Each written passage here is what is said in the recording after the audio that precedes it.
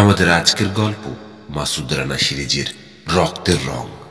লিখেছেন লেখক কাজী আনোয়ার হোসেন। প্রথম প্রকাশ মার্চ 1973 সাল। পার্ট 4। আড়ষ্ট ভঙ্গিতে এগিয়ে এলো লোকটা রানার দিকে। রানার মাথার 2 হাত উপরে ওর দৃষ্টি। উঠে দাঁড়ালো রানা, কিন্তু লোকটার দৃষ্টি যেদিকে ছিল সেদিকেই রইল, পরিবর্তন হলো না। ব্যাপারটা উপলব্ধি করতে পেরে শিরশির করে উঠল রানার শিরদাঁড়ার ভেতরটা। বিস্মিত দৃষ্টিতে চাইল রানা সুইথির দিকে। সম্মতিসূচক মাথা নাড়ল সে। কোনো কিছু না ছুঁয়ে বা ধরে একটা সোপা ঘুরে নিশ্চিত পদক্ষেপে রানার সামনে এসে দাঁড়ালো অন্ধ লোকটা। হাত বাড়িয়ে দিল রানার দিকে। আমি Hussain. Very glad to meet you, Mr. Abbas Mirza. Glad to meet you, উত্তর দিল রানা।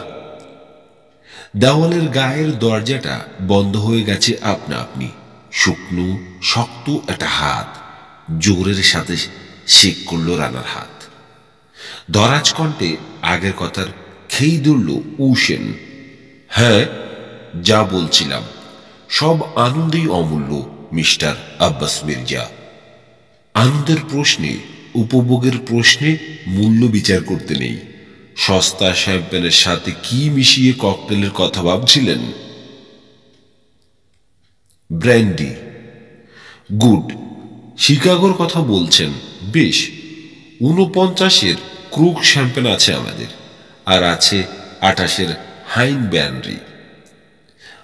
বানাও সুই, আমাকেও দিও 1 গ্লাস। পৃথিবীর সবচেয়ে দামি ককটেল দিয়েই শুরু হোক আমাদের আলাপ। আপনাকে ছুঁয়ে দেখতে পারি? ব্যাপারটা ঠিক বুঝতে না পেরে সুইথির দিকে চাইল রানা। মাথা ঝাঁকালো সুইথি। নিশ্চয়ই, দেখুন, বলল রানা বিনয়ী কণ্ঠে। প্রথমে রানার চিবুক, তারপর গাল, কান, কপাল ছুঁয়ে দেখল উসেন। 2 হাতে মাথার মাপ নিল। গাড়ের ফরিদি দেখল, প্রশস্ত 2 কাঁধ এবং পেশিবহুল বাহু দেখল। দেখা হয়ে যেতেই সরে দাঁড়িয়ে বলল, গুড। সুইথির রাত আজ স্বপ্নের ঘোরে কাটাবে বুঝতে পারছি। আজকের রাত হবে ওর জীবনের স্মরণীয় রাত। বহুদিন পর একজন সত্যিকার বলিষ্ঠ আত্মবিশ্বাসী পুরুষের সাথে আলাপ হলো। আপনার সাথে পরিচিত হয়ে এতক্ষণে সত্যি আনন্দ বোধ করছি মিস্টার আব্বাস মির্জা। আসুন, বসা যাক। বসলো ওরা মুখোমুখি দুটো সোফায়। রানা লক্ষ্য করল পাপেটের মতো আড়ষ্ট হাঁটার ভঙ্গিটা হাঁটার বৈশিষ্ট্য নয়। শারীরিক কোনো অসুবিধা আছে উসেনের। বসেছে পিঠটা একেবারে সোজা রেখে। সার্জিক্যাল করসেট পড়েছে কিনা ভাবল রানা, কিন্তু না। সার্জিক্যাল করসেট হলে শোল্ডার ব্লেডের নিচে এসেই শেষ হয়ে যেত। এর সারা পিটি আড়ষ্ট। ট্রেতে করে 3 গ্লাস ককটেল নিয়ে এলো সুইথি, নামিয়ে রাখলো টেবিলের উপর। স্বচ্ছন্দে একটা গ্লাস তুলে নিল উসেন। অন্য গ্লাসের সাথে ধাক্কা খেল না। রানা একটা গ্লাস তুলে নিতেই টুং করে টোকা দিল ওর গ্লাস দিয়ে। আপনার সাফল্য কামনা করছি। সুইথি বসেছে উসেনের পাশে, পায়ের উপর পা তুলে ছোট্ট চুমুক দিল গ্লাসে। আপনার থাকবার ব্যবস্থা হয়েছে টপ ফ্লোরে। ঠিক 9টার সময় ডিনার খাবো আমরা। আরও একজন অতিথি থাকবেন। আপনার সাথে পরিচয়ের পালাটা আগেই সেরে রাখলাম, ভালোই হলো। ঘমঘমে কণ্ঠ উসেনের। প্রকাণ্ড ড্রয়িং রুমটা মনে হয় কাঁপছে। এই গ্লাসটা শেষ হলেই আপনাকে আপনার ঘর দেখিয়ে দেবে সুইথি। আপনার মালপত্র পৌঁছে গেছে আপনার ঘরে। 9টা পর্যন্ত বিশ্রাম নিতে পারবেন। চলে স্নান সেরে নিতে পারেন। ঠিক 9টার সময় সুইথি গিয়ে নিয়ে আসবে আপনাকে। সুইথির কোমরের হাত রাখলো উসেন। আজকের ডিনারটা গুরুত্বপূর্ণ। একজন বিশিষ্ট অতিথি আসবেন আপনার সাথে আলাপ করতে, পরিচিত হতে, তার আগে প্রাথমিক দু একটা প্রশ্ন উত্তর সেরে নেওয়া যাক। নড়ে চড়ে বসল উশেন। প্রথমে ক্ষমা চেয়ে নিচ্ছি, আমি জানতে পারলাম আমার লোক আপনার সাথে খুব ভালো ব্যবহার করেনি।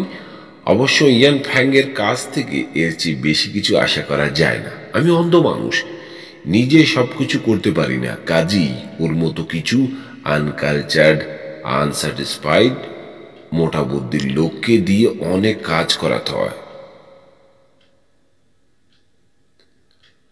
আশা করি ওর অপরাধ আপনি নিজ গুণে ক্ষমা করবেন।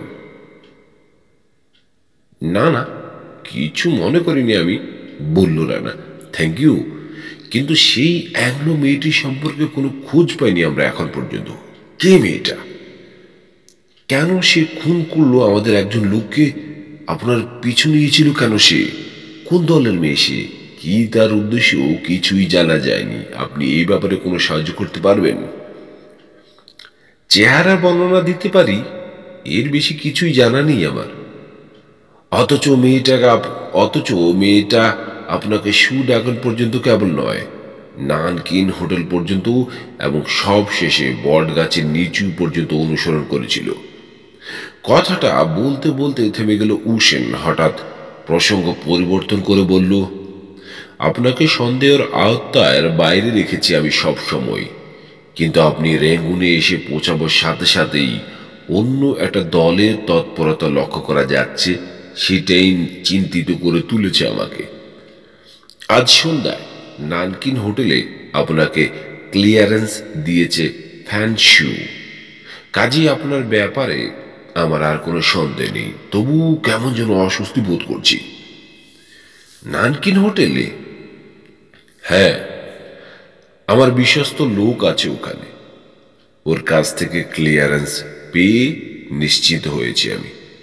ফ্যানশু যখন বলেছে আপনাকে চেনে না, আমি বুঝে নিয়েছি আপনাকে কাউন্টার এসপিওনেজের উদ্দেশ্যে পাঠানো হয়নি, আপনি জেনুইন লোক। যাই হোক, আজ ডিনারে আসছে জেনারেল এহতেশাম। তিনি আপনার লোকদের গেরিলা ট্রেনিং ক্যাম্পে নিয়ে আসার সব ব্যবস্থা করবেন। মোটামুটি প্ল্যান প্রোগ্রাম নিয়েও আলাপ হবে। 3000 দেশপ্রেমী উদ্বুদ্ধ সৈনিকের কথা শুনে দারুণ উৎসাহিত বোধ করছেন তিনি। আড়ষ্ট ভঙ্গিতে উঠে দাঁড়ালো উশেন। রানাও দাঁড়ালো। রানার কাঁধে একটা হাত রাখলো উশেন। আপনি নিশ্চয়ই অবাক হচ্ছেন আমার চলাফেরা দেখে। লাঠি ব্যবহার করছি না, দুহাত সামনে বাড়িয়ে ঠাওর করবার চেষ্টা করছি না।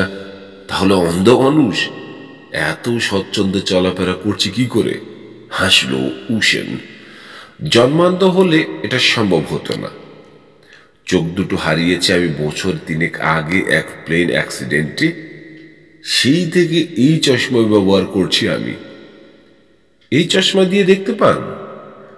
No my dear young man, দেখতে পাই না।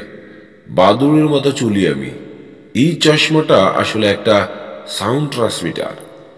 ডক্টর ইয়াং কির আশ্চর্য এক বৈজ্ঞানিক আবিষ্কার। অন্তত ডেলিকেটের মেকানিজম। আশেপাশে 10 গজ পর্যন্ত এর রেঞ্জ। 10 গজের মধ্যেকার প্রত্যেকটা জিনিস রিফ্লেক্টেড হয়ে ভীমগুলো ফিরে আসছে আমার বাম কানের পাশে বসানো একটা রিসিভারে। এই রিসিভারটা আবার সরু তার দিয়ে জয়েন করা আছে আমার পকেটে রাখা একটা মিনিয়েচার অ্যাম্প্লিফায়ারের সাথে। এর ফলে গোলমাল পাকিয়ে যায় না? প্রথম যেহেতু, এখন অভ্যস্ত হয়ে গেছি। সব বস্তুর ঘনত্ব সমান নয়। দেওয়াল, চেয়ার, টেবিল, কাঁচ, তরল পদার্থ, মানুষ, প্রত্যেকটা জিনিস আলাদা আলাদাভাবে চিনতে কোনো কষ্ট হয় না আর। শুধু ঘরের ভেতরেই নয়, রাস্তাঘাটে চলতেও কোনো অসুবিধা হয় না। অনায়াসে গাড়ি চালিয়ে ঘুরে আসতে পারি আমি সারাটা রেঙ্গুন শহর। শুধু তাই নয়, আমার কয়েকটা বিশেষ সুবিধা আছে সাধারণ চক্ষু বিশিষ্ট মানুষের যা নেই। প্রথমত, চোখ নষ্ট হয়ে যাওয়ায় শ্রবণ শক্তি বেড়ে গেছে আমার 4 গুণ। এটা প্রকৃতির তরফ থেকে ক্ষতিপূরণের প্রচেষ্টা, খুব সম্ভব। দ্বিতীয়ত, শুনলে আশ্চর্য হবেন, আমার সূর্য অস্ত যায় না কোনোদিন। দিন রাত্রির প্রভেদ নেই আমার কাছে। ঘন অন্ধকারে আপনি অচল হয়ে পড়বেন আলো ছাড়া, কিন্তু আমি ঠিকই দেখতে পাবো, যেমন আলোতে তেমনই অন্ধকারে। আর তৃতীয়ত, হঠাৎ থেমে গেল উশেন, লজ্জিত কণ্ঠে বলল, এই দেখো, নিজের গল্প নিয়ে এতই মেতে গেছি যে ভদ্রতা জ্ঞান পর্যন্ত লোপ পেয়ে গেছে। যাও সুই, অতিথিকে পৌঁছে দিয়ে এসো তার ঘরে। আর একটি কথাও না বলে পাপেটের মতো পা ফেলে ফেলে চলে গেল উশেন ঘর ছেড়ে। সুইটির পিছু পিছু সিঁড়িঘরের দিকে এগুলো রানা। স্নান সেরে নিতে হবে। ঘটা করে পরিচয় করিয়ে দিল উশেন রানাকে জেনারেলের সাথে। হ্যান্ডশেক করে সামান্য মাথা জাকালো রানা, বসে বলল চেয়ারে। 5 জনের জন্য ডিনার সার্ভ করছে 2 জন বেয়ারা। টেবিলে 2 মাথায় রানা ও জেনারেল এহতেশাম। রানার ডান পাশে উশেন ও ডক্টর ইয়াং, বাম পাশে সুইথি। প্রথমে কথা শুরু হলো আবহাওয়া ও টুকিটাকি কুশলাদি দিয়ে। স্যুপ আসতেই জমে গেল আলাপ। উশেনের প্লেটের পাশে একটা ফাইল রাখা আছে, ওটার উপর 2টো টোকা দিতেই মোড় ঘুরে গেল আলোচনার। এটা কি বলুন তো, প্রশ্ন করল উশেন রানাকে। মাথা নাড়ল রানা, জানে না। এর ভেতর রয়েছে মুসলিম বাংলা আন্দোলনের যাবতীয় প্রয়োজনীয় কাগজপত্র। বলতে পারেন এটাই আপনাদের ভবিষ্যৎ রাষ্ট্রের খসড়া পরিকল্পনা। অভিভূত হয়ে যাবার ভাব করল উশেন। আশ্চর্য, কি সাধারণভাবে শুরু হয় সবকিছু। কয়েকজনের কিছু ইচ্ছে, কোনো একটা বিষয়ে একমত হওয়া, কিছু কাগজপত্রে মোটামুটি একটা খসড়া পরিকল্পনা তৈরি করা, তারপর পালে হাওয়া লাগলে বাতাসে গা ভাসিয়ে দেওয়া। বিশ্বাস করুন, এই মাস 4 আগেও আমি বিশেষ গুরুত্ব দিইনি এই সম্ভাবনাকে। কিন্তু কার পালে কখন হাওয়া লাগে বোঝার উপায় নেই। যেভাবে চারদিক থেকে ফেঁপে উঠছে ব্যাপারটা, তাতে যেন চোখের সামনেই দেখতে পাচ্ছি অদূর ভবিষ্যতে প্রতিষ্ঠিত হতে যাচ্ছে মুসলিম বাংলা।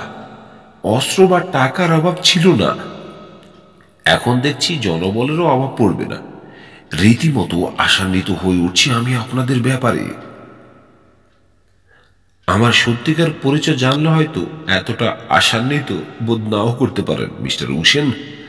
জেনারেলের উৎসাহ ভাটাও করতে পারে, বলল রানা হাসি মুখে। ভুলে যাবেন না, আমি আপনাদের দলে যোগ দিইনি এখনো। যোগ দেওয়া যায় কিনা সেটা জানতে এসেছি কেবল। আপনাদের বক্তব্য শুনবো, আমার বক্তব্য বলবো, যদি মিল পড়ে একসাথে কাজ করব, নইলে আসসালামু আলাইকুম বলে চলে যাব যে যার পথে। একটা ক্ষীণ মুচকি হাসি দেখা দিল উশেনের ঠোঁটে মুহূর্তের জন্য, যার অর্থ সেক্ষেত্রে তোমার পথটা সোজা স্বর্গের দিকে চলে যাবে। জেনারেলের দিকে ফিরল সে। আপনি কিছুই বলছেন না যে জেনারেল? ওর সত্যিকার পরিচয়টা জেনে নিয়ে বলাই বোধ হয় ভালো। সবাই চাইল রানার দিকে। ফাইলটার উপর আলতোভাবে চোখ বোলালো রানা। যে জিনিসের জন্য সে রেঙ্গুন এসেছে 8-900 মাইল পাড়ি দিয়ে, সেটা ওর হাতের 6 ইঞ্চির মধ্যে রয়েছে। বিশ্বাসই হতে চাইছে না ওর। চট করে চোখ সরিয়ে নিল সে, চাইল সবার মুখের দিকে। সবাই অপেক্ষা করছে ওর কথা শুনবার জন্যে। আমি পাকিস্তানের বন্ধু নই। একটু যেন ঘাবড়ে গেল সবাই। সুপার প্লেট সরিয়ে সেকেন্ড কোর্স সার্ভ করছে বেয়ারা। একটু নড়ে চড়ে উশেন বলল, ব্যাখ্যা করে বলুন। গত মুক্তিযুদ্ধে আমি যুদ্ধ করেছি পাকিস্তানের বিরুদ্ধে, এখন বাংলাদেশের বিরুদ্ধে যুদ্ধের প্রস্তুতি নিচ্ছি। কিন্তু আমার উদ্দেশ্য এবং একজন পাকিস্তানি জেনারেলের উদ্দেশ্যের মধ্যে আকাশ পাতাল প্রভেদ রয়েছে। আমি যুক্ত পাকিস্তানের বিরুদ্ধে। হো হো করে হেসে উঠলেন জেনারেল। হাসিটা একটু কমতেই বলে উঠল, আমিও তাই, ভয় নেই। আবার আপনাদের শাসন বা শোষণের পরিকল্পনা নেই আমাদের মিস্টার আব্বাস মির্জা। তাহলে কি উদ্দেশ্য আপনাদের? কেন এত টাকা ও সময় ব্যয় করছেন? টাকা আমরা ব্যয় করছি না, ওটা আসলে তৃতীয় কোনো পক্ষ থেকে। সময় যেটুকু দিচ্ছি তার একমাত্র কারণ আমরা বাংলাদেশের বন্ধু হিসেবে থাকতে চাই। আমাদের দুই দেশকে বিচ্ছিন্ন ও শত্রুভাবাপন্ন করে রেখে দুজনের মাথাতেই ঘোল ঢালবে ভারত, এটা চাই না আমরা। আপনারা যাতে সত্যিকার স্বাধীনতা অর্জন করতে পারেন, স্বাধীন সার্বভৌম রাষ্ট্র হিসেবে পৃথিবীর বুকে মাথা তুলে দাঁড়াতে পারেন, আমাদের প্রচেষ্টা সেই জন্যেই। এই প্রচেষ্টা ৭১-এর মার্চ মাসে চালালে এত রক্ত ব্যয় হতো না কোনো পক্ষেরই। ভুল হয়েছে আমাদের, স্বীকার করি। তাই বলে ভুল শুধরানো যাবে না এমন কথা তো কোনো হাদিসই লেখেনি। গম্ভীর হলো জেনারেল। আপনাদের ক্ষোভের কারণ আমি বুঝতে পারি মিস্টার আব্বাস মির্জা, কিন্তু অতীতের ডাস্টবিন না ঘেটে ইচ্ছে করলেই একটা সমঝোতায় আসতে পারি আমরা। কি বলেন, পারি না? চট করে কথার খেই ধরল উসেন। নিশ্চয়ই পারা তো উচিত। জেনারেলের বক্তব্য শোনা গেল, এবার আপনার বক্তব্য কিছু শোনান আমাদের মিস্টার আব্বাস মির্জা। ককটেল সম্পর্কে আপনার অভিজ্ঞতা ও জ্ঞান দেখে সহজেই অনুমান করা যায় ইসলামের আদর্শে অনুপ্রাণিত হয়ে আপনি মুসলিম বাংলার প্রতিষ্ঠা কামনা করছেন না। কাজেই সহজ প্রশ্ন আসে, কোন আদর্শ অনুপ্রাণিত করলো আপনাকে? প্রথমে বলুন, অস্ত্র পেলেন কোথায়? অস্ত্র আমরা জমা দেইনি যুদ্ধের পর। কেন? ভারতীয় প্রভুত্ব পছন্দ হয়নি আমাদের। হাসল রানা। আপনারা দূরে বসে সব খবর রাখেন কিনা জানি না, ভারতীয় সৈনিকদের প্রাথমিক লুটতরাজের কথা বাদই দিলাম, ওটা স্বাভাবিক। কিন্তু ক্রমে ক্রমে আমাদের অর্থনীতি এখন সম্পূর্ণভাবে নির্ভরশীল হয়ে পড়েছে ভারতের উপর। ভারতীয় নিয়ন্ত্রণ ক্রমেই নির্লজ্জভাবে প্রত্যক্ষ হয়ে উঠছে। আমাদের ফরেন পলিসির ডিটেকশন আসে এখন নয়াদিল্লি থেকে। কোন দেশপ্রেমিক সহ্য করবে না এটা। এত রক্ত দিয়ে পাকিস্তানের হাত থেকে যে স্বাধীনতা ছিনিয়ে আনলাম, সে কি ভারতের আশ্রিত করদ রাজ্য হিসেবে কোনো মতে দুঃখ দুঃখ করে অস্তিত্ব টিকিয়ে রাখার জন্যে? সাঁড়াশির চাপ যতই বাড়ছে দেশের মানুষ ততই ভারত বিদ্বেষী হয়ে উঠছে। আপনারা কল্পনা করতে পারবেন না কি পরিমাণ মাস সাপোর্ট পাবো আমরা। যতটা সম্ভব কণ্ঠস্বরে একটা দেশপ্রেমের আবেগ ফুটিয়ে তোলার চেষ্টা করল রানা। জেনারেলের চোখ দুটো চকচক হয়ে উঠেছে দেখে বুঝল নেহায়েত মন্দ অভিনয় হয়নি। কিন্তু আর বেশি কিছু বলার সাহস হলো না রানার। উসেনকে বলল, আমার কথা তো শুনলেন, এবার আপনার কথা বলুন। এসবের মধ্যে আপনি জড়ালেন কি করে? এটাই আমার ব্যবসা, পরিষ্কার কণ্ঠে বলল উসেন। আমার সৌভাগ্য আমি আপনাদের মতো ধর্ম বা দেশপ্রেমের জ্বালায় পীড়িত হই না কখনো। এই অঞ্চলে একসময় আমি দুর্দর্শ এক দস্যু বলে পরিচিত ছিলাম। অন্ধ হয়ে যাওয়ার পর থেকে আর ওসব ছোট কাজে হাত দিই না আমি সহজে। বুদ্ধি খাটিয়ে বড় সড়ো গোলমাল খুঁজে বের করার চেষ্টা করি। কপাল গুনে পেয়েও গেছি চমৎকার উর্বর এক ক্ষেত্র। 3 দেশের 3টি সমস্যাকে একসাথে গেঁথে দিয়ে আমি এখন মিডলম্যানের কাজ করছি। গোটা 2 মহাশক্তিকেও গেঁথে নিয়েছি বড়শিতে। ফলে ঝর্ণাধারার মতো টাকার স্রোত বইছে আমার দিকে, আমিও বেশ আছি। বলতে গেলে মজাই পাচ্ছি 3টে দেশের ভাগ্য নিয়ন্ত্রণে আমার গুরুত্বপূর্ণ ভূমিকা পালন করে। শুধু একটাই দুঃখ, আপনাদের যার যার কাজ উদ্ধার হয়ে গেলেই ভুলে যাবেন আমার কথা বেমালুম। আপনাদের মধ্যে 1-8 জন হয়তো কালক্রমে ইতিহাসের চরিত্র হয়ে যাবেন, কিন্তু যে এই ইতিহাসের গোড়ায় সবচেয়ে গুরুত্বপূর্ণ ভূমিকা পালন করলো, যার মাথায় প্রথম এলো এই সম্ভাবনার কথা, তার কথা লেখা হবে না কোথাও। আমি দস্যুই থেকে যাব চিরকাল। 3 দেশের কথা বলছেন, ঠিক কি বোঝাতে চাইছেন বুঝতে পারলাম না। বাংলাদেশের মুসলিম বাংলা গেরিলা ফৌজ, ভারমার অসন্তুষ্ট কারেন উপজাতি, আর ভারতের নিপীড়িত নাগা ও মিজু, এরা পরস্পরকে সাহায্য করতে চুক্তিবদ্ধ হয়েছে। সমস্ত ডকুমেন্ট আছে এখানে, একটু পরেই দেখতে পাবেন।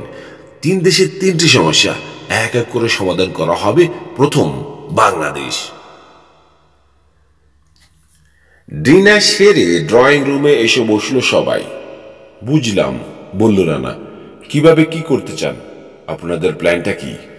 উত্তর দিল জেনারেল এহতেশাম। প্রথমত, প্রচুর পরিমাণে গেরিলা তৈরি করব আমরা। এখন আমাদের মোট সংখ্যা হচ্ছে 8,000। আপনার 3,000 পেলে হচ্ছে 11,000। ট্রেনিং কমপ্লিট হলেই এদেরকে পুশ করব আমরা দেশের অভ্যন্তরে। প্রথম কাজ, বাংলাদেশের অর্থনীতিকে সম্পূর্ণভাবে বিধ্বস্ত করে দেওয়া। সেই সাথে চলতে থাকবে পলিটিক্যাল কিলিং। একের পর এক মারা যাবে জননেতা, ধ্বংস হতে থাকবে একের পর এক বড় বড় কল কারখানা, ইন্ডাস্ট্রি। ভয়ঙ্কর দুর্ভিক্ষ লেগে যাবে সারা দেশে। আর এই অসন্তোষের সুযোগে আমরা তুমুলভাবে ছড়াতে শুরু করব ভারত বিদ্বেষ। আবার একটা গৃহযুদ্ধ বেঁধে যাবে, রক্তের প্লাবন বয়ে যাবে সারা বাংলাদেশে। হাসি হাসি হয়ে উঠেছে পুলকিত জেনারেলের মুখ। রানা ভাবল, ওরে শালা হারাম খোর, খুব মজা লাগছে বাংলাদেশের দুরবস্থার কথা কল্পনা করতেই। নেকড়ে বাবাজি, ঠাকুমা সেজেছ, তোমার যা খুশি করবে, আর বাংলাদেশের লোক বসে বসে আঙ্গুল চুষবে।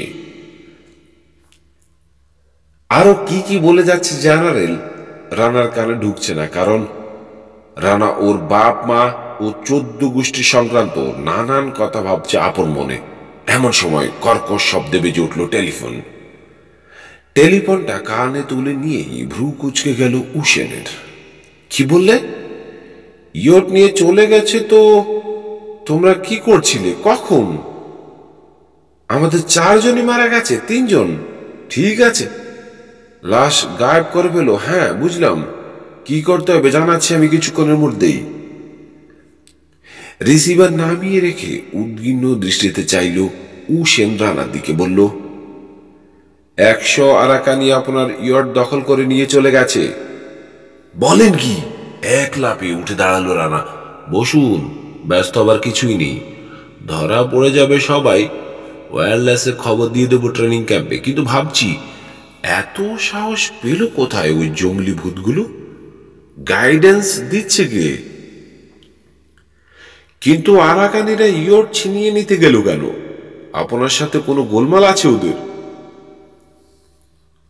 ওদের নেতাকে বন্দি করে রেখেছি আমি মান্দালয়ে। হয়তো তার শোধ নিল এইভাবে। অস্ত্র দিয়ে কি করবে ওরা? ইউটে অস্ত্র আছে সে কথাই বা জানলো কি করে? সেই কথাই তো ভাবছি, লিকেজটা কোথায়? হুয়াংয়ের দিকে ফিরল উসেন। ডক্টর, তুমি কিছু বুঝতে পারছো? না। চিন্তিত মুখে উত্তর দিল ইয়াং। সরু লম্বা চুরুটে টান দিল। শুধু একটা ব্যাপার বুঝতে পারছি, মিস্টার আব্বাস মির্জা আসার পর থেকেই অনেকগুলো অস্বাভাবিক ঘটনা ঘটতে শুরু করেছে রেঙ্গুনে। একজন বেয়ারা এসে দাঁড়ালো। উসেনকে সপ্রশ্ন দৃষ্টিতে চাইতে দেখে বলল, কর্নেল সাহেব এসেছেন, এখনই দেখা করতে চান জেনারেল এহতেশামের সাথে। বলছেন জরুরি দরকার অত্যন্ত। কি এমন জরুরি দরকার পড়লো আবার কর্নেলের? প্রশ্নটা যেন নিজেকেই নিজে করল উসেন। তারপর আদেশ দিল, যাও এখানে পাঠিয়ে দাও তাকে, তারপর দূর হয়ে যাও। আজকে আর দরকার হবে না তোমাদেরকে। সবার সামনে 1 গ্লাস করে শিকাগো ককটেল রাখলো সুইথি। আবার টেলিফোন এলো। ভ্রু কুচকে রিসিভার তুলে নিল উসেন। কি বললে? ভ্রু জোড়া কপালে উঠল উসেন। বেরা বলছে একা ডিনার খায়নি। তাহলে কার সাথে খেয়েছে? তাহলে মিথ্যে কথা বলেছে পাঞ্চু। খোঁজ নাও। কি? সিনেমায়? না, পালিয়েছে। দু একটা কথা শুনেই বুঝেছে রানা সময় উপস্থিত, সমূহ বিপদ এসে হাজির হয়েছে, ধরা পড়তে যাচ্ছে সে এক্ষুনি। এই অবস্থায় মন্ত্রমুগ্ধের মতো উসেনের প্রত্যেকটি কথা শোনা উচিত ছিল, কিন্তু একটি কথাও কানে ঢুকছে না ওর। কারণ আরো একটা বিপদ এসে হাজির হয়েছে তখন দরজায়। স্থির দৃষ্টিতে চেয়ে রইল রানা নবাগত লোকটার দিকে। ঘরে এসে দাঁড়িয়েছে পাকিস্তান কাউন্টার ইন্টেলিজেন্সের চিফ অ্যাডমিনিস্ট্রেটর রানার এককালের ঘনিষ্ঠ বন্ধু কর্নেল শেখ। বিস্ময়ে বিস্ফোরিত কর্নেল শেখের দুই চোখ, অবিশ্বাস ফুটে উঠল চোখের দৃষ্টিতে। তারপর দেখা দিল ভয়। রানা, তুমি এখানে কেন? আপনি জেনে রেখে প্রশ্ন করল উসেন। রানা বলছেন কেন? এর নাম আব্বাস মির্জা নয়? তুমি চেনো নাকি? একই সাথে প্রশ্ন করল জেনারেল এহতেশাম। কিভাবে চেনো? রানার দুই হাত চলে গেল টেবিলের নিচে। চিনি মানে? উত্তর দিল কর্নেল শেখ। ভালো করেই চিনি, একসাথে কাজ করেছি আমরা ঢাকায়। আমার চেয়ে ভালো করে আর কেউ চেনে না ওকে। ও হচ্ছে বাংলাদেশ কাউন্টার ইন্টেলিজেন্সের second man, major general Rahat খানের ডান হাত। ওর নাম মাসুদ রানা। ভয়ঙ্কর লোক। ও এখানে কেন? হুড়মুড় করে উল্টে গেল টেবিলটা। চেয়ার উল্টে মাটিতে পড়ল সুইথি এবং জেনারেল এহতেশাম। ঝন ঝন শব্দে ভেঙে গেল দুটো ককটেল গ্লাস। বাম কোনোই চালালো রানা বাম পাশে বসা ডক্টর ইয়াং এর সোলার প্লেক্সাসে। কাত হয়ে ঢলে পড়ল ডক্টর ইয়াং। সাবধান! চিৎকার করে উঠল কর্নেল শেখ। ওকে থামান, নইলে সবাইকে মেরে ফেলবো একা, খালি হাতে। চেয়ার তুলে মারল রানা কর্নেল শেখের হাতে। পিস্তল বেরিয়ে এসেছিল ওর হাতে। ছিটকে চলে গেল সেটা ঘরের কোণে। আতঙ্কিত দৃষ্টিতে একবার রানার দিকে চেয়ে ঝাঁপিয়ে পড়ল সে জেনারেলের উপর। তুলে দাঁড় করাবার চেষ্টা করছে সে জেনারেলকে।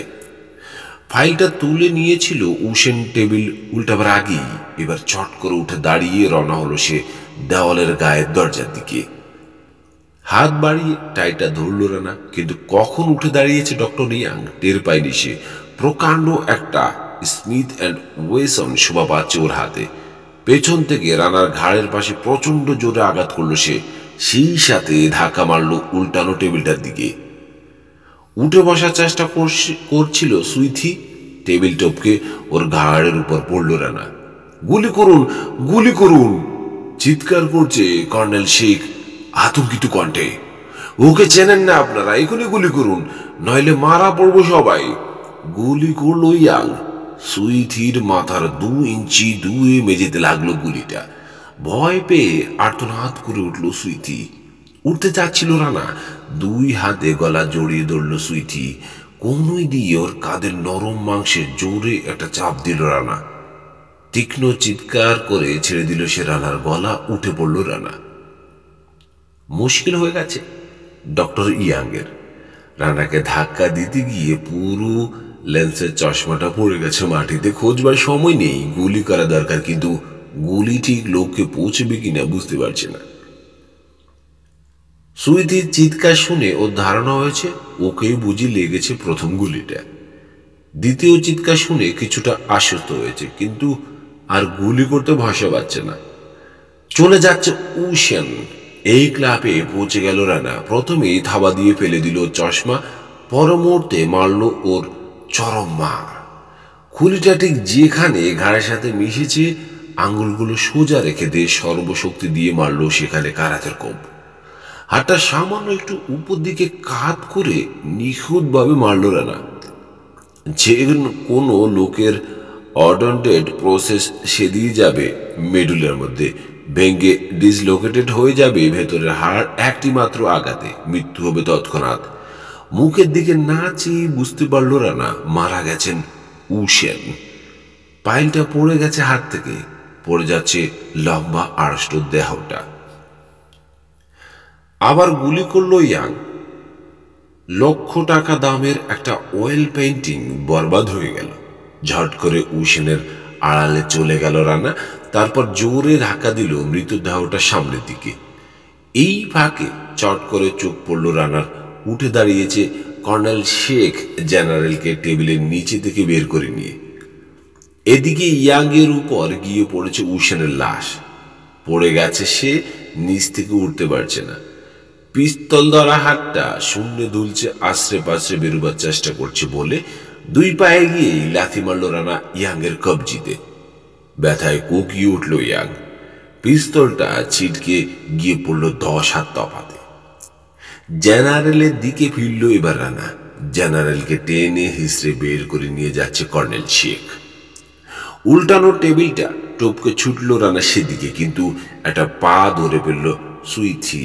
পড়ে গেল রানা, ব্যথা পেল হাঁটুতে। ক্ষুধার্ত ভাগিনীর মতো ঝাঁপিয়ে পড়ল পিঠের উপর সুইথি। দুই হাতে কিল মারল কয়েকটা, তারপর লম্বা লম্বা নখ দিয়ে খামচাতে শুরু করলো। ফোঁস ফোঁস নিঃশ্বাস পড়ছে ওর। নখগুলো এখন খুঁজছে রানার চোখ। ঝট করে ঘুরল রানা, দেখল তীব্র ঘৃণায় বিকৃত হয়ে গেছে সুইথির মুখটা। ধড়াম করে ঘুষি মারল রানা তল পেটে। মুহূর্তে দূর হয়ে গেল সমস্ত ঘৃণা। ফ্যাকাশে হয়ে গেছে চেহারা। ঢলে পড়ল এক পাশে, দম নিতে পারছে না। পেটে হাত চেপে গড়াগড়ি শুরু করলো সে। 15 তলায় যাবার দরজা দিয়ে বেরিয়ে গেছে শেখ জেনারেলকে নিয়ে। মেঝে থেকে ফাইলটা কুড়িয়ে নিয়ে ছুটল রানা। সিঁড়ি বেয়ে অর্ধেকের বেশি উঠে গেছে ওরা। এক এক লাফে 4 সিঁড়ি করে টপকে উঠতে শুরু করলো রানা। পেছন ফিরে রানাকে দেখেই দ্রুততর হলো ওদের গতি, কিন্তু প্রায় পৌঁছে গেছে রানা। লাফ দিল সে কর্নেল শেখের হাঁটু লক্ষ্য করে। দুর্ভাগ্য রানার পিছলে গেল পা। প্রথমে পড়ল কোনোই, তারপর সিঁড়ির কিনারে আশ্রে পড়ল হাঁটুর নিচের শক্ত হাড়। মাথাটা বাঁচাতে চেষ্টা করলো রানা, নিজের অজান্তেই পারল না। জোরে ঠুকে গেল কপালটা সিঁড়ির উপর। কয়েক সেকেন্ডের জন্য বোধশক্তি হারালো সে অবর্ণনীয় তীক্ষ্ণ ব্যথায়। ধীরে ধীরে মাথা তুলে উপর দিকে চাইল রানা। অদৃশ্য হয়ে গেছে কর্নেল শেখ জেনারেলকে নিয়ে। হঠাৎ সংবিত ফিরে আবার ছুটল রানা খেপা কুকুরের মতো। ডান দিকের করিডোরে 4র্থ ঘরটায় ঢুকেছে ওরা। রানা পৌঁছবার আগেই ভেতর থেকে বন্ধ হয়ে গেল দরজা। দেহের সর্বশক্তি প্রয়োগ করে কাঁধ দিয়ে ধাক্কা মারল রানা দরজার গায়ে। যেমন ছিল তেমনই রইল দরজাটা, যেন ইস্পাত দিয়ে তৈরি। ভুম করে গুলির আওয়াজ হলো। রানা 3 হাত দূরে দেওয়ালের গায়ে লেগে এক খাবলা প্লাস্টার তুলে নিয়ে ভিং করে চলে গেল বুলেটটা। পিস্তল দুটো নিচে ওভাবে ফেলে রেখে ঝোঁকের মাথায় খালি হাতে চলে আসায় রাগ হলো নিজের উপরই। পেছন ফিরে দেখলো ডক্টর ইয়াং শুয়ে আছে সিঁড়ির মাথায়। 2 কোনোই মেঝেতে রেখে 2 হাতে ধরেছে সে পিস্তলটা। একমাত্র ভরসা, চশমাটা আনতে ভুলে গেছে সে তাড়াহুড়ো। সামনের দিকে চেয়ে দমে গেল রানা। লম্বা ফাঁকা করিডোর, দুপাশে সারি সারি বন্ধ দরজা। এক লাফে চলে এলো সে কর্নেল আর জেনারেল যে ঘরে ঢুকেছে তার ঠিক উল্টো দিকের দরজার সামনে। ভুম! এবারের গুলিটা সোজা করিডোর পেরিয়ে গিয়ে ঠুস করে শেষ মাথার কাচের জানালা ভেদ করে বেরিয়ে গেল। হ্যান্ডেলে চাপ দিতেই খুলে গেল দরজা। অন্ধকার ঘর ঢুকে চাবি লাগিয়ে দিল রানা। সেটে দাঁড়িয়ে রইল দেওয়াল গা। স্মিথ অ্যান্ড ওয়েসনের 6টা গুলির 4টে ব্যয় হয়ে গেছে আগেই। পঞ্চমটা 2 ইঞ্চি পুরু সেগুন কাঠের দরজা বেদ করে চুরমার করে দিল ড্রেসিং টেবিলের দামি বেলজিয়াম গ্লাসটা। আর আছে একটা গুলি। ঝুঁকিটা নেওয়ায় স্থির করল রানা। হাত বাড়িয়ে চাবি ঘুরিয়ে তালা খুলে দিল দরজার। ধীরে ধীরে খুলে যাচ্ছে দরজাটা। পিস্তলটা দেখা দিল সর্বপ্রথম। প্রস্তুত হয়ে দাঁড়িয়ে রইল রানা দেওয়ালের সাথে মিশে। শেষ গুলিটা খরচ করার আগে নিশ্চয়ই লাইট জ্বালাবার চেষ্টা করবে ইয়ং, কিন্তু দরজার গায়ে হাত বোলাতে দেখেই টের পেল রানা ওর মতলব অন্যরকম। এগুলো রানা কোন রকম লক্ষ্য স্থির না করে গুলি করলো ইয়াং। ছাতে গিয়ে লাগলো গুলি। ততক্ষণে চাবিটা খুলে নিয়েছে হুয়াং। ঝাঁপিয়ে পড়লো রানা। বাম হাতের আঙ্গুলের উপর খটাস করে মারল হুয়াং পিস্তলের বার দিয়ে। দড়াম করে বন্ধ হয়ে গেল দরজা। ক্লিক করে তালা বন্ধ হওয়ার শব্দ হলো। দরজার গায়ে হেলান দিয়ে দাঁড়িয়ে হাঁপাচ্ছে রানা। আঙ্গুলগুলো ব্যথা করছে, ঘাড়টাও টনটন করছে। গালে কপালে যেসব জায়গায় সুইথির নখের আঁচড় লেগেছে সেই সব জায়গা জ্বলছে নোনতা ঘাম লেগে। 8 মিনিট চিন্তা করলো রানা। এই খাঁচার মধ্যে মিনিট 15 আটকে রাখতে পারলেই লোকজন সংগ্রহ করে কিংবা পিস্তল রিলোড করে রানাকে গ্রেপ্তার করা হুয়াংয়ের জন্য অতি সহজ কাজ। বেরোতে হবে, কিন্তু কিভাবে? একমাত্র পথ জানালা। এগিয়ে গেল রানা জানালার দিকে। কাঁচের জানালাটা খুলে বাইরে মাথা বের করলো সে। ঘুরে উঠল মাথাটা। 15 তলা নিচে রাস্তা দেখা যাচ্ছে, প্রচুর লোকজন চলাচল করছে রাস্তায়। গাড়ি, অটোরিকশা, ট্রাক, বাস চলে যাচ্ছে সাই সাই। উজ্জ্বল আলো জ্বলছে রাস্তায়, দোকানে বিচিত্র বর্ণ জামা কাপড় পরে ঘুরে বেড়াচ্ছে মুক্ত স্বাধীন অসংখ্য ভর্মী মেয়ে পুরুষ। এত উঁচু থেকে ছোট ছোট পুতুলের মতো লাগছে ওদেরকে। রানা ধরা পড়ে গেছে ইঁদুরের কলে। ল্যাম্পপোস্টগুলোর আলো রাস্তা আলোকিত করেছে ঠিকই, কিন্তু উপরে আসছে না। রানার মনে হচ্ছে একটা আলোকিত অ্যাকোরিয়াম দেখছে সে। চাঁদের ম্লান আলো পড়েছে দালানের গায়ে। যা খুঁজছিল তা পেল না রানা। 15 তলা থেকে একেবারে নিচ পর্যন্ত খাড়া নেমে গেছে দেওয়ালটা, কার্নিশ নেই একটাও। এবার সত্যি সত্যি ভয় পেল রানা। ওয়ার ড্রপটা ঠেলে রেখে এলো দরজার গায়ে, আবার এসে দাঁড়ালো জানালার পাশে। ব্যাটন বগলে চেপে চুরুট ফুঁকছে একজন ট্রাফিক পুলিশ। এখন এদের সাহায্য চেয়ে লাভ নেই, তার আগেই খতম হয়ে যাবে সে। 5 মিনিটের মধ্যেই বেরোতে হবে এখান থেকে, কিন্তু কি করে? একটাই মাত্র পথ আছে, কিন্তু সে পথে চেষ্টা করতে গেলে 5 মিনিট আগেই খতম হয়ে যাওয়ার সম্ভাবনা আছে। 5 সেকেন্ড লাগবে ও পথে পরপারে চলে যেতে, তবু ওইটাই এখন একমাত্র পথ। জানলা দিয়েই বেরোতে হবে ওকে। জুতোর গোড়ালি থেকে ছুরিটা বের করে আনলো রানা। ডাবল বেড বিছানার চাদরটা কেটে 6 টুকরো করলো, শক্ত করে দিল গিট একটার সাথে আরেকটা। তারপর আবার গিয়ে দাঁড়ালো জানালার পাশে। দড়ির এক মাথা বাঁধলো জানালার একটা লোহার শক্ত হিঞ্জের সাথে। টেনে দেখলো বার সইতে পারবে কিনা। মোটামুটি নিশ্চিত হয়ে দড়িটা ফেলে দিল বাইরের দিকে।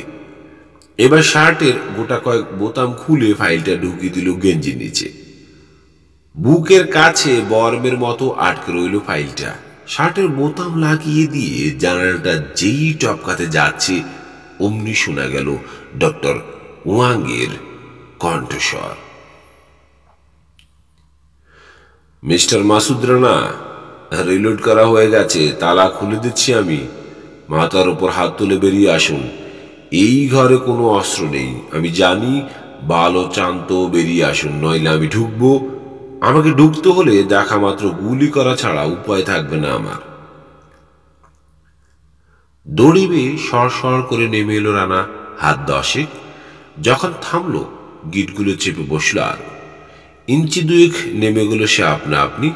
ধক করে উঠল ওর বুকের ভেতরটা, দড়ি ছিঁড়ে পড়ে যাচ্ছে মনে করে। চট করে চোখ গেল বহু নিচে ব্যস্ত রাজপথের দিকে। সবাই নিশ্চিন্তে চলে ফিরে বেড়াচ্ছে। কেউ কল্পনাও করতে পারছে না 150 ফুট উঁচুতে সার্কাসের মহড়া দিচ্ছে এক বাংলাদেশি অ্যাক্রোবেট প্রাণের দায়ে। ঘড়ির পেন্ডুলামের মতো ঝুলতে শুরু করলো রানা। ক্রমেই বাড়তে থাকলো ঝুল। পাশের ঘরের জানালার কাছে পৌঁছতে হবে। মাঝে মাঝেই দেওয়ালের গায়ে ঘষা গাচ্ছে শরীরটা।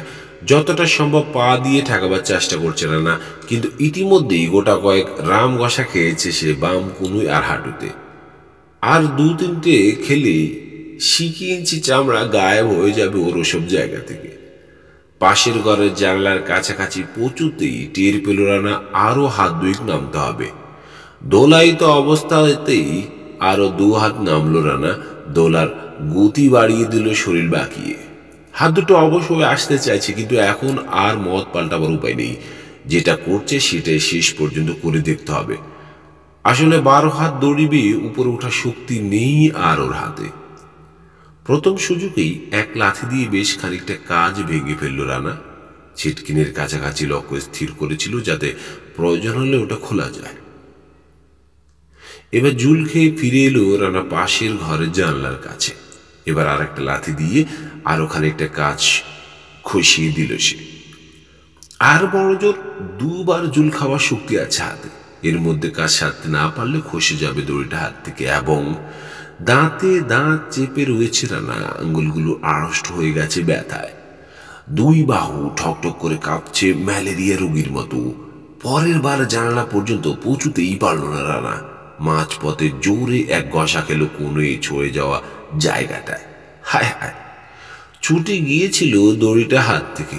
পাগলের মতো হাতরে আবার দড়ি পেল রানা। পটপট শব্দ হলো কাপড়ের দড়িতে। বুঝতে পারলো এত ওজন পছন্দ হচ্ছে না ওটার, এখন যে কোনো মুহূর্তে ছিঁড়ে যেতে পারে। প্রাণপণে শেষবারের মতো দোল খেলো রানা। জানালার কাছে পৌঁছে ভাঙ্গা জায়গা দিয়ে পা ঢুকিয়ে দেওয়ার চেষ্টা করলো, কিন্তু দেহ মনের বোঝাপড়া আর আগের মতো নেই। সিনক্রোনাইজেশন হারিয়ে ফেলেছে সে। পরপর 2 পায়ে চেষ্টা করলো, কিন্তু একটা পাও ঢুকাতে পারল না ফাঁক দিয়ে। ধপ করে নিভে গেল সব আশা। চেতনা লোক পেতে চাইল না, কোনো মতে টিকে রইল সে। ঝড় ঝড় করে ঘাম ঝরছে সর্বাঙ্গ থেকে। টপ করে ব্রু থেকে এক ফোঁটা খসে পড়ল চোখের মধ্যে। দাঁতে দাঁত চেপে বিড়বিড় করে নিজেকে নিজে গাল দিচ্ছে রানা। এখন অনর্গল আরেকবার চেষ্টা কর শুয়োর। হাল ছেড়ে দিলে চলবে না, টিকে থাক কুত্তা, ঠিক হয়ে যাবে এখনই। আরেকটা বার লুক, আরেকটা বার। চোখের পাতা বার কয়েক মিটমিট করলো রানা। হ্যাঁ, আবার দেখতে পাচ্ছে সে। আরেক ঘষা খেলো সে কাঁধে, কিন্তু পা দিয়ে গতিটা বজায় রাখলো। আবার ফিরে এলো জানালার কাছে। সমস্ত মানসিক শক্তি একত্রিত করে বাম পাটা চালালো রানা। হাঁটু পর্যন্ত ঢুকে গেল বাম পা, কিন্তু জোর জাকি খেয়ে হাত ছুটে গেল ওর দড়ি থেকে। আর ভয় নেই। এক পায়ে ঝুলে রইল সে 15 তলার জানালায়, মাথা নিচু পা উঁচু অবস্থায়। 20 সেকেন্ড বিশ্রাম নিল, তারপর শরীরটা বাঁকা করে উপরে উঠিয়ে খুলে ফেলল জানলার বল্টু। 5 সেকেন্ডের মধ্যে পাশের ঘরে প্রবেশ করল রানা। জানলার দ্বারে দাঁড়িয়ে টিপে টিপে 2 হাতের আঙ্গুল, বাইসেপ আর কাঁধের আড়ষ্টতা দূর করল সে। তারপর এগিয়ে এসে কান রাখলো দরজায়। খুব কাছে খসখস আওয়াজ পেয়ে সামান্য ফাঁক করলো দরজাটা। দেখলো ঠিক ওরই মতো পাশের ঘরের দরজাটা সামান্য ফাঁক করে উঁকি দিচ্ছে ডক্টর ইয়াং করিডোরে দাঁড়িয়ে। মিস্টার মাসুদ রানা, তেমনই শাসাচ্ছে ওয়াং। আমার সাথে 5-6 জন পিস্তলধারী রয়েছে, যদি প্রাণে বাঁচতে চান মাথার উপর হাত তুলে বেরিয়ে আসুন। বিশ্বাস করুন, কোনো উপায় নেই আর আপনার। 5 পর্যন্ত গুনছি, এর মধ্যে বেরিয়ে না এলে আমরা সবাই ঢুকবো একসাথে ঘরের ভেতর। দেখা মাত্র গুলি করা হবে আপনাকে। 1, 2। 5 গোনার আগেই বেরিয়ে এলো রানা নিঃশব্দে। পেছন থেকে মৃদু চাপড় দিল হুয়াংয়ের পিঠে। ভয়ানক চমকে পিছু পিল হুয়াং। রানাকে দেখে সেকেন্ড 2 বুঝেই উঠতে পারল না সে ব্যাপারটা। যখন বুঝলো তখন স্পষ্ট আতঙ্ক ফুটে উঠল ওর চোখে মুখে। অন্তরাত্মা খাঁচা ছাড়ার দশা হলো। সামলে নেওয়ার আগেই প্রচন্ড এক ঘুষি এসে লাগলো নাকের উপর। পর মুহূর্তে জুডো চপ পড়ল ঘাড়ের উপর। বিনা দ্বিধায় জ্ঞান হারালো সে। এবার আর ভুল করলো না রানা। পিস্তলটা তুলে নিল মেঝে থেকে। জ্ঞানহীন দেওয়াটা টেনে ঘরের মধ্যে ফেলে তালা লাগিয়ে দিল বাইরে থেকে। দ্রুত পায়ে নেমে এলো রানা। যেমন রেখে গিয়েছিল ঠিক তেমনই পড়ে রয়েছে উশেন। সুইটি জ্ঞান ফিরে পেয়ে এপাশ ওপাশ মাথা জাগাচ্ছে। রানাকে দেখে ভীতি দেখা দিল ওর চোখে। একটা ফ্লাইং কিস উপহার দিল রানা ওকে। গেঞ্জির নিচে থেকে পাইলটা বের করে হাতে নিল। নিচু হয়ে উশেনের খোলা চোখের দিকে চাইল সে 1 সেকেন্ডের জন্য। অন্ধ চোখ দুটো স্থির, যন্ত্রণার কোনো ছাপ নেই সেই চোখে। নিমেষের মধ্যে মৃত্যু হয়েছে, কষ্ট পেয়ে মরেনি লোকটা। এখানে আর সময় নষ্ট করার কোনো মানে হয় না। আজ সারা রাত ঘর থেকে বেরোবে না কর্নেল শেখ আর জেনারেল এহতেশাম। কিছুই করবার উপায় নেই রানার। কাগজপত্র হাতে এসে গেছে। এরা তৎপর হয়ে ওঠার আগেই নিরাপত্তার ব্যবস্থা করতে হবে। লিফটে উঠল সে দ্রুত পায়ে। নাগরদলার মতো পাকস্থলী শিরশিরানো গতিতে নেমে এলো কার পার্কে। সিট্রন ডিএস নিয়ে বেরিয়ে এলো রানা আন্ডারগ্রাউন্ড কার পার্ক থেকে রাস্তায়। একটা লাল রঙের ফিয়াট 600 ছোট্ট গর্জন তুলে স্টার্ট নিল কাছাকাছি একটা গলি মুখে। এই রাস্তায় ও রাস্তায় ঘুরল রানা মিনিট 10। মনে মনে ভবিষ্যৎ কর্তব্য স্থির করেছে সে। নানকিন হোটেলে লোক আছে উসেনের, এখন কি সেখানে যাওয়া ঠিক হবে? গুপ্ত দম্পতির সাথে রানার যে যোগ রয়েছে সে কথা জানা হয়ে গেছে উসেনের দলের।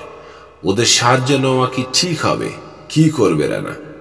কর্তব্য পরে ঠিক করা যাবে ভাবল রানা। এখন প্রথম কাজ ওদের সাবধান করে দেওয়া। কয়েকটা ব্যাপারে খটকা রয়ে গেছে রানার মনে, গোলমেলে ঠেকছে গোটা কত ঘটনা, কিন্তু হাজার বিবেকের সমাধান বের করা যাবে না বুঝতে পারছে সে। কাজেই মাথা থেকে দূর করে দিল সে বিক্ষিপ্ত ভাবনাগুলো। আগের কাজ আগে। মিনিট 10 ঘোরাঘুরির পর যখন পরিষ্কার বুঝতে পারলো লাল ফিওর ছাড়া আর কোনো গাড়ি অনুসরণ করছে না, তখন একটা সিনেমা হলের সামনে সার বাঁধা গাড়ির ভিড়ে আরেক গাড়ির পেছনে সিট্রন ডিএস এর নাক ঠেকিয়ে দিয়ে নেমে এলো সে। রাস্তা অপেক্ষা করছে লাল ফিয়াট। রানা এগুতেই বাম পাশে দরজা খুলে হা হয়ে গেল। উঠে বসলো রানা। গাড়ি ছেড়ে দিল সোফিয়া মংলাই। প্রথমেই চলো এমন কোনো গোপন জায়গায় যেখানে টেলিফোন আছে। সোফিয়ার দিকে চাইল রানা। আছে এরকম কোনো নিরাপদ জায়গা? আছে। বার্মিজ পোশাকে কিন্তু চমৎকার লাগছে তোমাকে। ধন্যবাদ। মিষ্টি করে হাসলো সোফিয়া। জেটির দিকে গাড়ি ঘুরিয়ে নিল সোফিয়া। মিনিট 2 চুপচাপ কাটলো। সিগারেট ধরালো রানা। এক বুক ধোঁয়া নিয়ে ছাড়লো আয়েশ করে। ঝির ঝিরে হাওয়ায় প্রাণটা জুড়িয়ে গেল ওর। 15 তলা বিল্ডিং এর দুঃস্বপ্ন দূর হয়ে গেল। একটা দীর্ঘ শ্বাস ছেড়ে জিজ্ঞেস করলো, তোমার বাবার খবর জানতে চাইলে না? একা ফিরতে দেখে বুঝতে পেরেছি বাবা এখানে নেই। থাকলে কিছুতেই একা আসতেন না আপনি। রানাকে অবাক হয়ে চাইতে দেখে বলল, আমার মধ্যে দুর্দশা ভয়ঙ্কর আদিম আরকানি রক্ত আছে। মানুষ চিনতে ভুল হয় না আমার। লক্ষ বছরের অভিজ্ঞতা রয়েছে আমার মধ্যে। তাছাড়া 15 তলার এক জানালা থেকে আরেক জানালায় যেতে দেখেছি আমি আপনাকে। সেটা দেখে এবং তারপর আপনার হাতে ফাইল দেখে সহজেই অনুমান করতে পারছি কি ঝড় বয়ে গেছে ওখানে। কে জয়ী হয়েছে বুঝতে খুব বেশি বুদ্ধির প্রয়োজন হয় না। সোজাসুজি চাইল সোফিয়া রানার চোখের অপকট দৃষ্টিতে। সন্ধান পেয়েছেন? মান্দালয়ে বন্দি করে রাখা হয়েছে তোমার বাবাকে। মাথা ঝাঁকালো সোফিয়া। কোনো কথা না বলে গাড়ি চালানোয় মন দিল। 10 মিনিটে পৌঁছে গেল ওরা নদীর ধারের একটা দোতলা বাড়িতে। সোজা সিঁড়ি বেয়ে দোতলার চিলিকোটায় উঠে এলো রানা সোফিয়ার পিছু পিছু। ছোট্ট একটা ঘর, বাথরুম আছে অ্যাটাচড, সিঙ্গেল একটা খাট দেওয়ালের গায়ে লাগানো, আলনায় ভাঁজ করা দামি কাপড় অন্তর্বাস ঝুলছে। টেবিলের উপর টুকিটাকি প্রসাধনী। তেপেয়ার উপর দাঁড়িয়ে নদীর দিকে চেয়ে রয়েছে একটা শক্তিশালী টেলিস্কোপ। রানা বুঝতে পারলো কিভাবে রানার ছদ্মবেশের কথা জেনেছিল সোফিয়া। খাটের মাথার কাছে তেপেয়ার উপর রাখা টেলিফোনটা দেখে খুশি হলো রানা সবচেয়ে বেশি। বসে পড়ল সে খাটের কিনারে। বলল, কাল ধরা পড়ার হাত থেকে বাঁচালে কি করে? ডেকের অন্ধকারে দাঁড়িয়ে আপনাদের সব কথা শুনেছিলাম আমি কাল, হাসলো সোফিয়া। ফলে জামা কাপড় জুতোর 200 গজের মধ্যে যায়নি? একটু যেন লজ্জা পেল। ওই রকম ন্যাংটো হয়ে ফিরে এসেছিলাম এখানে লুকিয়ে লুকিয়ে। ফাইলটা খুলল রানা। 10 মিনিট ধরে উল্টে গেল একটার পর একটা পাতা। মাঝে মাঝে মন দিয়ে পড়লো কয়েকটা পৃষ্ঠা। বাকিগুলো উল্টে গেল চোখ বুলিয়েই। গোটা কয়েক নকশা রয়েছে ফাইলে। নকশাগুলোর উপরে কয়েকটা বিভিন্ন রঙের চিহ্ন রয়েছে কেবল। কোন অঞ্চলের নকশা বুঝতে পারল না রানা, কিন্তু মনে মনে মুখস্থ করে ফেলল প্রতিটা দাগ।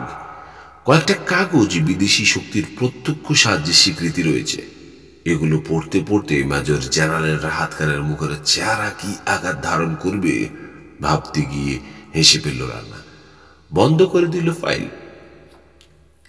আপনার নির্দেশ মতো আমার 100 লোককে পাঠিয়ে দিয়েছি আকিয়ারের পথে। শুনেছি খবরটা। এইবার? প্রশ্ন করল সোফিয়া। এখন কি করতে হবে আমাকে? মান্দালয়ে যেতে হবে, সহজ উত্তর দিল রানা। আর আপনি? ভাবছি, বলল রানা গম্ভীরভাবে। আমার উপর হুকুম আছে, কাজ শেষ হলেই নানকিন হোটেলে সেই মহিলার হাতে নিজেকে সমর্পণ করতে হবে। গোপনে পাচার করবে সে আমাকে রেঙ্গুন থেকে ব্যাংকক। আমার কাজ শেষ। এখন সেই মহিলার কাছে চলেছেন? হ্যাঁ। তাহলে আমার বাবাকে উদ্ধার করবে কি করে? চিন্তিত হয়ে পড়ল সোফিয়া। হুকুম যদি থাকে তাহলে তো মানতেই হবে তা আপনাকে। সেই সাথে আমাকে এও বলে দেওয়া হয়েছে, যা ভালো বোঝো অবস্থা বুঝে ব্যবস্থা করবে। কি ভাবছেন? ভাবছি বিবাহিত মহিলার কাছে আত্মসমর্পণ করব না, অবিবাহিত মহিলার কাছে। হাসল সোফিয়া, বলল, কোনটা বেশি লোভনীয় মনে হচ্ছে? শেষেরটা। চট করে রানার দিকে চাইল সোফিয়া। তার মানে সাহায্য পাচ্ছি আপনার? রানাকে মাথা ঝাঁকাতে দেখে বলল, অনেক ধন্যবাদ, আপনি বাঁচালেন আমাকে। নানকিন হোটেলে যাচ্ছে না তাহলে? যাচ্ছি, কিন্তু পাচার হচ্ছি না। এই ফাইলটা তুলে দেব শুধু ওদের হাতে। আমার আকুল অনুরোধ ছাড়া আর কোনো কারণ আছে এই মত পরিবর্তনের? আছে, 5টা কারণ আছে। কি সেগুলো? জানতে চাইছো কেন? একসাথে কাজ করতে হলে পরস্পরের ভাবনা চিন্তা জানা দরকার। আমার একমাত্র ভাবনা এবং চিন্তা হচ্ছে কি করে তোমার সাথে ভাব করা যায়। তোমাকে ইউটে দেখার পর থেকে মনটা বড় ব্যাকুল হয়ে রয়েছে। এড়িয়ে যাচ্ছেন আমার প্রশ্ন। ঠিক আছে, শোনো তাহলে। প্রথমত, আমাকে পাচার করবার যে পদ্ধতির কথা শুনলাম সেটা আমার মোটেই পছন্দ হয়নি। দ্বিতীয়ত, ওরা জেনে গেছে যে আমি গতকাল নানকিন হোটেলে একা ডিনার খাইনি, কার সাথে খেয়েছি খুব সম্ভব তাও জেনে গেছে। কাজেই এখন ওদের সাহায্য নেওয়াটা রিস্কি। তৃতীয়ত, আমি মনে করি আমার কাজের মাত্র 4 ভাগের 1 ভাগ সারা হয়েছে। বাকিটুকু সারতে হলে তোমার বাবার সাহায্য দরকার। সাহায্য পেতে হলে প্রথমে তাকে মুক্ত করতে হবে। চতুর্থত, আজকের পৃথিবীতে সহজ সরল সুন্দর অথচ ভয়ঙ্কর মেয়ে দুর্লভ। মেয়েটাকে ভালো লেগে গেছে আমার। তার মুখে হাসি ফোটাতে পারলে ধন্য মনে করব নিজেকে। আরো আরো গল্প কবিতা উপন্যাস পেতে আমাদের চ্যানেলটি লাইক, কমেন্ট, শেয়ার এবং সাবস্ক্রাইব করতে ভুলবেন না।